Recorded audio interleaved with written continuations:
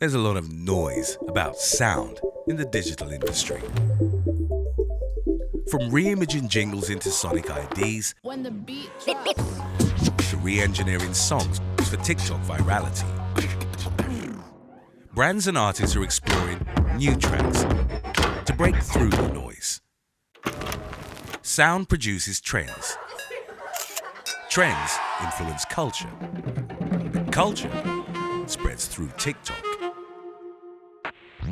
We're plugged in, listening, and taking action. We're producing product features, stories, and opportunities for brands and creators.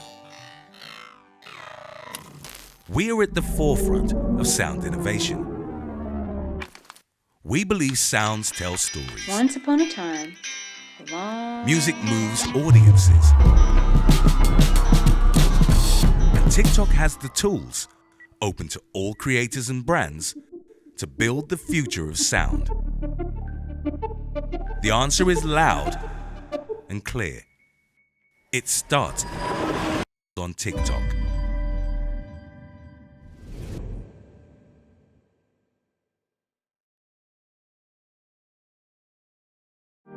There's a lot of noise in the digital advertising industry right now. We're seeing an oversaturation of digital content and oversaturation of digital ads, leaving marketers struggling to break through as users are downloading ad blockers and opting to pay premiums to avoid advertisers. But TikTok cuts through the noise with an entirely sound-on entertainment experience. As soon as you open the app, the sound on TikTok demands your full attention. Both content and advertising is full sound, full screen, full focus, and full engagement.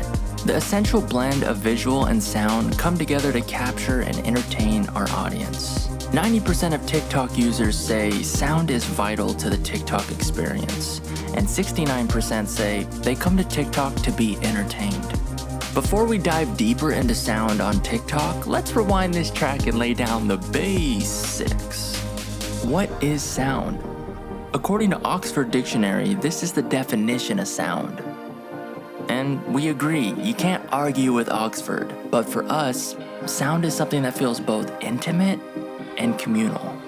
We're always listening to sounds. Sounds that comfort, sounds that heal, sounds of sports fans, lovers, friends, family, the sound of your pets.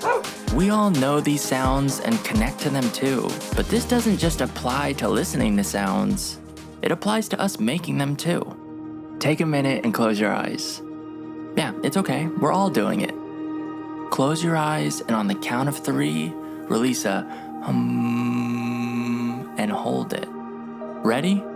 3, 2, 1.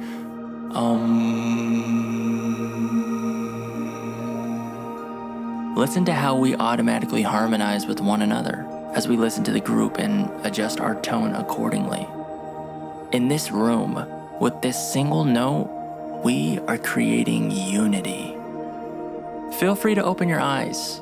This harmony is natural. This is how we feel sound through connection and community. This approach to sound is nothing new. Advertisers have been doing it for centuries and brands have been doing it for decades. Wheaties jingle has the honor of being the first ever jingle to broadcast on US radio. The jingle was originally intended for just the Minneapolis market. But after its incredible popularity, General Mills leveraged it nationwide. What started as a jingle for one state transformed into a message that resonated in households across America. People were singing it in their cars, during work, in the schoolyard, probably even in the shower. The Wheaties jingle was infectious, drove high brand recall, and successfully established Wheaties as an American household cereal brand. Jingles were great at telling consumers about a product. But strategic marketers are now evolving behind the concept and tapping into how building sonic experiences for their brand influences the consumer's journey through emotions, perceptions, and recall. In fact, a recent study by Applied Brand Science revealed the odds of having strong brand linkage and recall go way up by over 8 times when you leverage distinctive brand sounds in ads compared to other elements like slogans and logos. What are these distinctive brand sounds? It's the sound you hear when you open your computer. It's the sound you hear when you receive a payment notification. Many brands have hired specialized consultants, composers, and even celebrity artists to craft a unique suite of sound identifiers for their brand, to tap into sound's incredible ability to further build community and connection. Singapore Airlines, in collaboration with branding agency DLMDD and composer Rohan De Lavira, unveiled a new sonic identity entitled The Sound of Singapore Airlines that will be experienced throughout every passenger's journey. The sonic identity is comprised of 3 10-minute instrumental tracks entitled Boarding Music, Lounge Music, and Landing Music.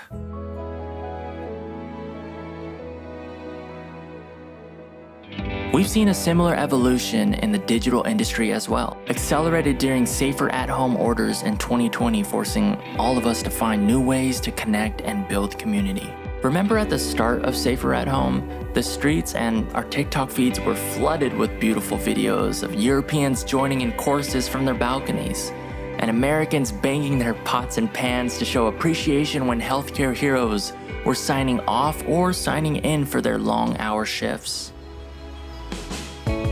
TikTok has had extraordinary growth. It saw user activity nearly double in the last year, while the competitive set grew by just 11%. Yes, you heard that right. Our secret? TikTok has always been a sound-first experience. Our platform is built for connection and community through sound. It helps deliver information, evoke emotional responses, and emphasizes what's on the screen. It's what immerses people and keeps them scrolling for hours. It's okay, we've all been there. Let's dive into the world of Chipotle. We all love a good cheese pull. But wait, can we turn this up? All right, let's try that again. Wow! See how the sound on TikTok unlocks a whole new flavor of enthusiasm? With sound, we're invited into an immersive eating experience with Chipotle's brand persona front and center. We can't ignore the trends. They are the pinnacle of sound.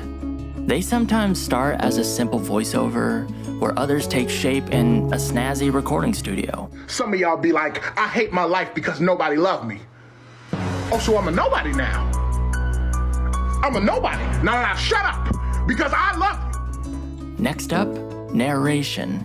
It's New York City, the land of knowing your neighbors not because you hang out, but because the walls are incredibly thin. Ooh, it's me. It allows users to follow the happenings of a video or add in relevant voiceover. It's a master storytelling tool. And one of the biggest beats? Music. TikTok became the go-to place to discover new songs, artists, and dance trends. And it's not slowing down.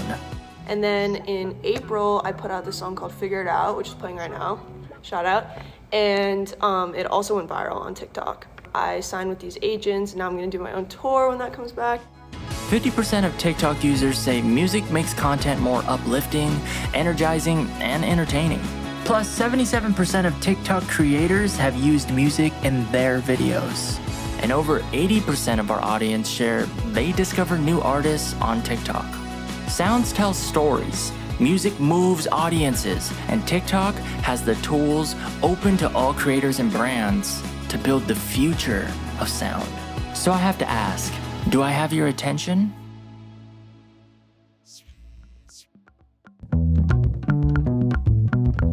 Okay, that was awesome. I've been hearing about this series for a while, and I'm so excited to be part of this. I feel super excited to be here. Today, I'm joined by what I would call the absolute master of sound. But first, I guess I should introduce myself. My name is Paul, and I am the head of Music Operations UK at TikTok. And my role is to help maximize the value of music on TikTok delight our users, and connect artists with their fans. And joining me is Cedric Engels. Cedric is truly king of sound. He's launched his own EPs, been on stage delivering a fascinating TED Talk, wrote his own book called The Power of Sound, and even co-founded Son House to focus on the creation of sound identities in an international context. Hello, Paul. Cedric, how are you? Fine, and you? Yeah, very, very good, very good. Lovely to be with you here today. And like yourself, that was an incredible video we just saw. Super exciting and yeah, really, really interesting just to take a step back and really hear that perspective of where sound is. And yeah, first of all, say thank you again for joining us. But my first question I wanted to ask you is how do you define sound? Interesting question. Do you have 3 hours? No, we saw the Oxford definition in the video. And in the end, sound is vibration. It's frequencies moving at a speed of 343 meters per second. And the thing is, we are surrounded by sounds. We all live in this acoustic landscape. But the point is, we can't see sound, so we underestimate the impact. Although we have a very early connection with sound. When we were in our mother's womb, I don't know, Paul, can you guess what is the very first sound that you ever heard as a fetus? Disco or hip hop or something? I don't know, what is it? Well, it could be considered as hip hop, but actually it was the mother heartbeat. So that's the very first sound that you heard. Your eyes were closed, but your ears were already open during the 18th week. So I found it really fascinating that it's the first impression you have with sound. And I guess that must just forge such a strong emotion between you and sound that you just is not going to be replicated by the other senses. True, because the connection is so early. We're not even born yet, and we already experience sound. We're just hearing, so hearing is in a passive way with our ears. And once we're born, we're actually listening in an active way with our brain. So then there's a difference once we're born. That's so cool. That's incredible. And so I guess the next logical question to ask you is what is the difference between sound and music, in your opinion? Well, this could be considered as a philosophic question, let's say, but I think every piece of music is sound, but not every piece of sound is music. So to me personally, the subjective difference, to me music is sounds and emotions organized in time. So this definition is rather subjective. As to some people, maybe the sound of the sea or the sound of construction works might be categorized as music. And for other people, a song by, for example, acts like Merzbow or Aphex Twin might be defined as sound because there is a lack of structure, the music is too abstract for them. That's so amazing. I mean, and what's fascinating to me is, a lot of artists who create on TikTok are, I see so frequently trying to push, their influences of what sounds create their music, and an example of that could be someone like Nina Nesbitt, who literally, to your point, takes inspiration from, walking through a park, or, you have an amazing French dance actor, Offenbach, and they're always playing around in the house and trying to find like different sounds that they can then compose into something musical to deliver that emotion. It's so interesting. Totally, and also what TikTok offers is the ability to add voice, and to me, that third part could have been part of your question as well. So you have sound, music, and voice. So the strength of narration as well. We all know Martin Luther King, his famous words, I have a dream. There's a certain tonality, a certain phrasing. That's also why a lot of DJs use these words in songs. And that's why I think a lot of people on TikTok use voice. Yeah. It's a part of sound and music. It can be musical as well. I think it's so true. And I think, when one thinks of like the grammar of TikTok, there's certain things that, help a creator deliver their message quicker. It's like the shorthand, so to speak. And that could be an effect, or it could be a particular camera angle or transition. But it's so interesting, you're right, like just as important to that as sound can be an amazing way to shortcut and just, you know, it's almost shorthand, and it's a universally understood way of, I want to communicate this message, which is really, really interesting. Yeah, I agree. And to that point, like, you know, in your opinion, how is sound core to our experience, and how do we engage with sound? Well, actually, sound has an impact on our body. So right now, I'm touching you.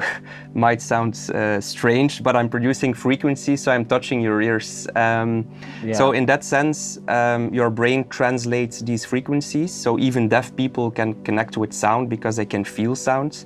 And our brain even predicts music. So when we're listening to music, like on a TikTok video, our brain is predicting the music by a few milliseconds. So this gives us the feeling that we're actually making and producing the music ourselves. Wow.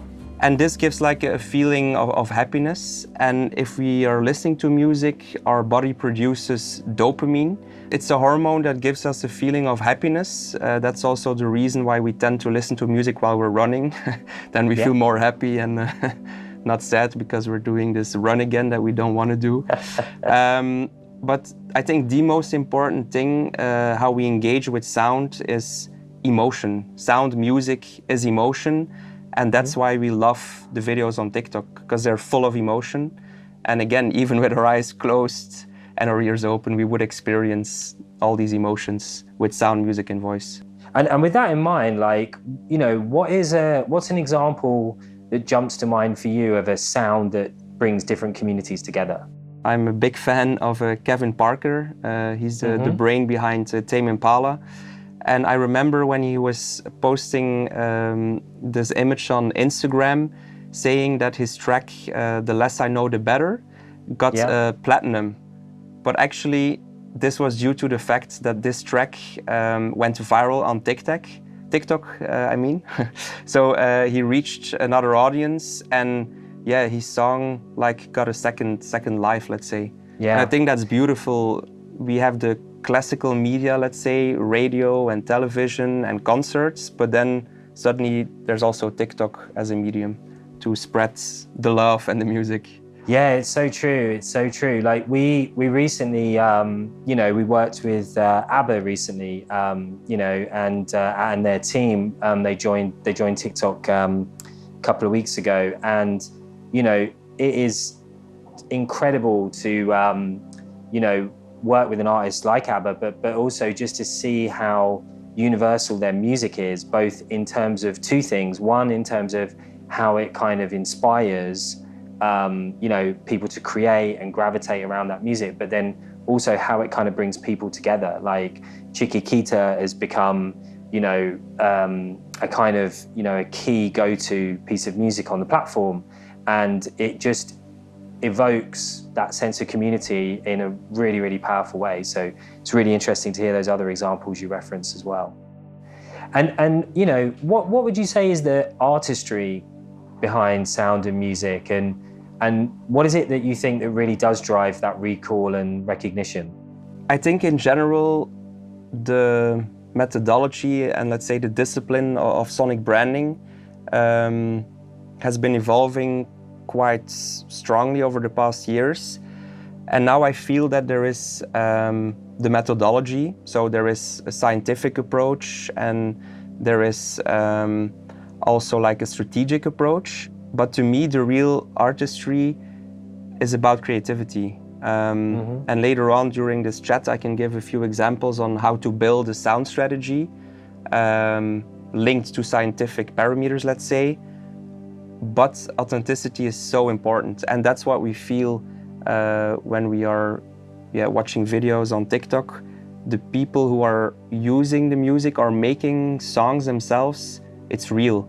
Yeah. So the artistry is to have this creative touch, the human touch. I mean, otherwise you just put an algorithm, you put enter, and you have music, you have sonic branding, but that's not the point.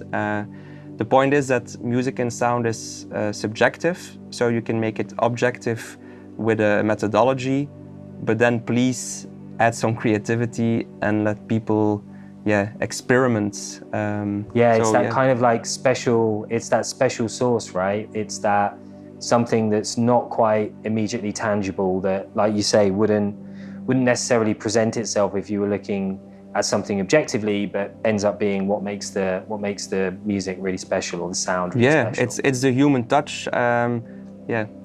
And I suppose as well, there's so much that when you expand on that subject and you think about the history of music and you think about all the innovations that have happened through production, be it, sampling like hip hop, taking breaks, dance music, like using 808, like reverbs, all these kind of things have kind of just added to the texture and the playbook that the modern artist has today. And the reason they're so effective, as you say, is because it's that familiarity, but it's applying it in a way that is going to feel different, which is so interesting. I'm a big fan of this approach. I wrote my thesis on sampling, and of course, from one point of view, you could say that it's theft because people take music from other people and make something else with it.